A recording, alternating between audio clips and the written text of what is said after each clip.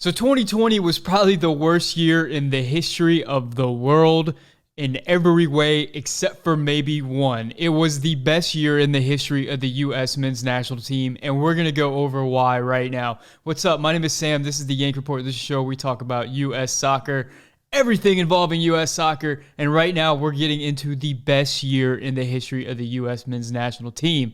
Let's start with January. This may seem like 20 years ago because this player's been a mainstay for Dortmund ever since, but way back in January 17th, Gio Reyna got his debut for Borussia Dortmund against FC Augsburg. Getting his debut, Reyna became the youngest American ever to debut for Borussia Dortmund, breaking Christian Pulisic's record. Later on in January, a story that really rocked the U.S. soccer world. After an awesome year in the championship for Wigan, Anthony Robinson reportedly signed a $13 million deal with Italian giant AC Milan. Now, this deal fell through eventually on the deadline because Robinson failed the physical, according to AC Milan. There was a lot of weird things that happened between Wigan and Robinson and AC Milan, but at the time, this was huge news because we didn't have any Americans in Serie A, especially not for a giant like AC Milan. This was well before the Weston McKennie deal, and it was the first inkling that maybe Anthony Robinson was a lot better than a lot of American fans were giving him credit for. Hey, if you're liking this content, if you're liking this type of U.S. men's national team talk, please subscribe and give the video a like. It really helps out the channel. On February 1st, the U.S. men's national team played their first of 4 games in 2020 when they beat Costa Rica 1-0. This was a lineup consisting of mostly MLS players, although Yuli Lainez was part of it, and he did get the only goal in this game on a penalty. It was a big game for Yanez and great for the U.S. men's national team to start out the year with a win. A few days later, on February 4th, Gio Reyna scored his first professional goal against Werder Bremen in the DFB Pokal, and if you remember this goal, it was special. Gio had a few defenders in front of him. He took them on, and he unleashed this beautiful curling effort into the far corner. February proved to be a good month for Gio, as a few weeks later, he became the 3rd youngest player ever to feature in a knockout round of the Champions League when he came on as a substitute against PSG. 9 minutes after coming on, Gio set up Erling Haaland for a goal, becoming the youngest American ever to participate in a knockout round of a Champions League and get an assist in the knockout round of a Champions League game. Things got dark for a while, and I probably don't have to tell you why. Not a lot happened in March, April, and May, but after that, things started to really heat up as soccer returned to the planet. On June 20th, Chris Richards made his debut for probably the best team in the world at that time, Bayern Munich.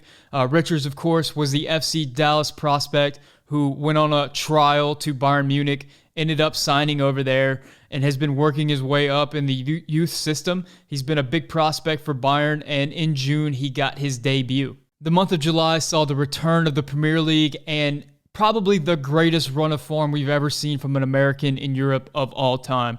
Christian Pulisic went on an absolute tear, scoring goals, creating assists, securing penalties and free kicks. Christian Pulisic was the offense for Chelsea in those, I believe it was 6 weeks whenever the Premier League returned from the coronavirus break. Insider Magazine actually called him the best player in the Premier League upon the return from the coronavirus break. August was a huge month for the U.S. national team, and actually every month after August was a huge month for the U.S. national team. On August 1st, Christian Pulisic scored the opening goal of the FA Cup final against Arsenal for Chelsea, becoming the first American to score in the FA Cup final. It wasn't all good, though, because, of course, Christian ended up getting injured in that game, leading him to miss the rest of the season and the opening of the next season. But August finished up all right for Christian because he ended up being named to the short list of the Young Player of the Year award in the Premier League. He was one of the top 8 players. That award ended up going to Trent Alexander-Arnold, but it was fantastic to see Christian on that list among some of the world's best young players. On August 13th, Tyler Adams scored the game-winning goal for RB Leipzig against Atletico Madrid in the quarterfinals of the Champions League, allowing RB Leipzig to move on to the semifinal round. To see an American advance that far in the Champions League and to score a goal and to just be such a big part of that team was an incredible moment for U.S. soccer. On August 20th, it was announced that Anthony Robinson had signed a $2 million deal that would see him go to the Premier League. Robinson was playing for Wigan in the Championship. They got relegated, but Robinson got promoted. He went to Fulham, and he would be playing his soccer in the Premier League the following season. A few weeks later, after weeks of speculation, an atomic bomb was dropped on the world of U.S. soccer whenever Weston McKennie signed a loan and potential buy deal from Schalke to Juventus. Weston was caught up in a transfer saga because Schalke was in a dire financial situation. It looked like the American was going to go somewhere, but we didn't know where there was going to be a championship side, maybe a mid-table Premier League side, and then Juventus entered the discussion. People thought that was a crazy rumor, but Weston ended up signing there, in doing so becoming the first American to ever play for Juventus and only the fifth American to ever play in Serie A. In September, one of the biggest stories of the offseason was what number was Christian Pulisic going to get whenever he returned to Chelsea. Of course, he was 22 when he arrived, but with new signing Hakim Ziyech coming in, who wanted number 22, and Willian leaving the club, who had number 10, there was a lot of speculation. Would Pulisic become Chelsea's next number 10? Now, I probably don't have to tell you what the number 10 means to any soccer team anywhere in the world. On September 9th, we finally got the confirmation that, in fact, Christian would be wearing the number 10 for Chelsea in the upcoming 2020-2021 season. Later that month, on September 20th, Weston McKennie made his first start for Juventus. His first appearance for Juventus was a start against Sampdoria. After signing with the club, a lot of American fans were speculating what would be Weston's role in the club. Would he actually have a future there? What was Juventus doing signing this guy? It was a mild surprise when Weston actually got a start and entered the game and played well for Juventus in his first start. October started with a bang for U.S. soccer involving Serginho Dest. Now, there was a lot of speculation about where Dest would end up. It seemed like his days at Ajax were numbered. Some of the biggest clubs in the world were lining up to sign him, including Bayern Munich and Barcelona. A lot of folks thought that he was going to end up at Bayern, but it ends up being Barcelona who comes through and signs him. Dest signed for a $21 million fee with a potential $5 million of variables. It didn't take long for Dest to make his debut at Barcelona. He came in a few days later on October 4th as a substitute for Jordi Alba in a game against Sevilla, becoming the first American to ever make an appearance for the Spanish giant.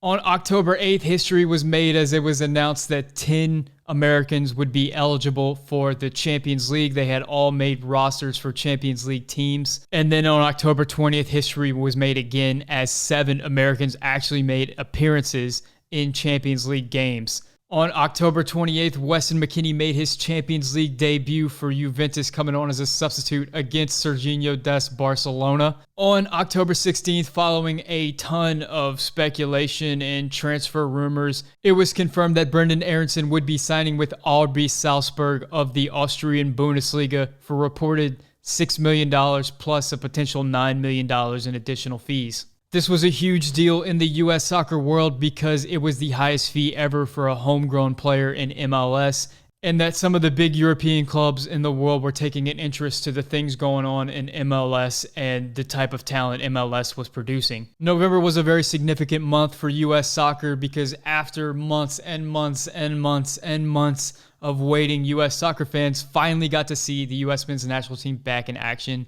And it was one of the funnest rosters that we've seen in years. It was almost entirely European players, save for Sebastian Lletget. And we saw the debuts for a lot of highly anticipated players, including Gio Reyna. But maybe the most significant news that came from that international break was the debut of Yunus Musa for the U.S. men's national team. Musa, a player that is a multinational that can play for a lot of different teams. He's been getting minutes as a 17-year-old for Valencia. He came into the U.S. men's national team and just seemed to fit perfectly with Weston McKennie and Tyler Adams in the midfield. Now, we still don't know which national team Musa is going to select. He's got a lot of options. But I think we can all agree that seeing Musa for the United States, getting him in the system, showing him what we can do, was just a huge, huge, huge opportunity for the U.S. national team to potentially add a world star to the lineup. November 24th proved to be a big day for U.S. soccer. On November 24th, Serginho Dest scored his first goal for Barcelona, which also happens to be a Champions League goal, becoming the first American to ever score a goal for Barcelona. Also on that day, Weston McKennie became the first Americans to start a Champions League game for Juventus. And last but not least, Conrad de la Fuente made his much anticipated debut for Barcelona, coming in as a substitute late in the game. De La Fuente, of course, has been in the Barcelona system for quite some time. Guy from Miami, Florida. He's a guy that's become a fan favorite for U.S. men's national team fans because of his ties to Barcelona and us seeing what kind of pro he's going to be. Him breaking through at Barcelona on that day was massive. The next day, on November 25th, Chris Richards made his Champions League debut for Bayern Munich against RB Salzburg. Things did not stop for the Americans in the month of December. On December 5th, Christian Pulisic became the fastest American to ever score 10 goals in the Premier League. Hopefully he gets many more after that. Also on December 5th, Weston McKennie scored his first goal for Juventus. It was a big goal that ended up being the equalizer against Torino in their derby match. Juventus later went on to win that game, a lot of it because of the spark provided by Weston McKennie. 3 days later, Weston McKennie scored what probably is going to turn out to be the goal of the year for any American. It was the scissor kick goal against Barcelona in the Champions League that helped Juventus win over Barcelona. This goal was huge not only because it was in the Champions League, it was for Juventus, it was against Barcelona, but it really solidified Weston McKennie as a huge part of this Juventus team moving forward. On December 10th, Tim Weah scored his first goal for Lille. Now, this is significant because Weah, of course, missed a large amount of time due to injuries. Weah scored the goal against Celtic in the Europa League. This is the Celtic team that Weah was loaned to. It was a sign that maybe after long last, after all those injuries, Weah is starting to become that player that everyone expected him to be. So that's it for me, guys. I know there was a ton of stuff I left out. A ton of players got debuts for their teams. I didn't even mention Josh Sargent at all. So definitely leave in the comment section if I missed anything or if you disagree that this was the greatest year in the history of the U.S. men's national team. I mean, 1994 was pretty good. You know, there were some other good years, some good World Cup runs, but I think cumulatively, whenever you look at the whole year, there's just no way you can compare anything to 2020. So thanks for watching. Make sure you subscribe if you're new. Give the video a like. That really helps out. My name is Sam, and this is the Yank Report.